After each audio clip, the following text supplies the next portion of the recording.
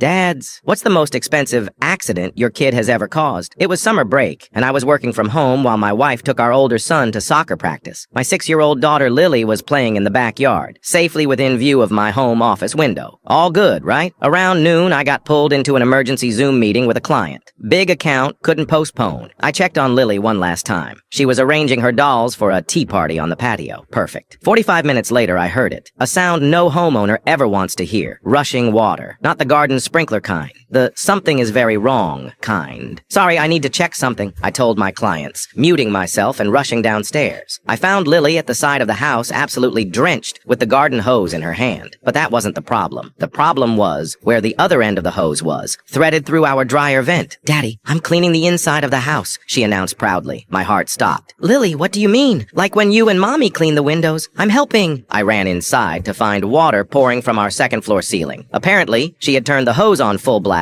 pushed it through the dryer vent, and let it run for who knows how long. Water was cascading down the walls, pooling on our hardwood floors, soaking into everything. Our living room furniture, the kitchen cabinets, the brand new entertainment system we'd just installed, all being showered in water that was now finding its way into every nook and cranny of our home. I sprinted back outside, turned off the water, and called my wife. Don't panic, I said, which is exactly what you say when someone should absolutely panic. But we might have a small flood situation. The damage assessment was brutal. The water had seeped between the first and second floors, saturating drywall, insulation, and electrical wiring. It pooled under our hardwood flooring, causing it to buckle and warp beyond repair. The ceiling in our living room developed a sag that eventually gave way, dumping soggy insulation onto our couch. Our insurance adjuster just stared in disbelief. You're telling me your daughter did this with a garden hose? He asked, surveying the devastation. She was trying to help clean, I explained weakly. The final tally, $47,000 in damages. Our insurance covered most of it, but we still had a $5,000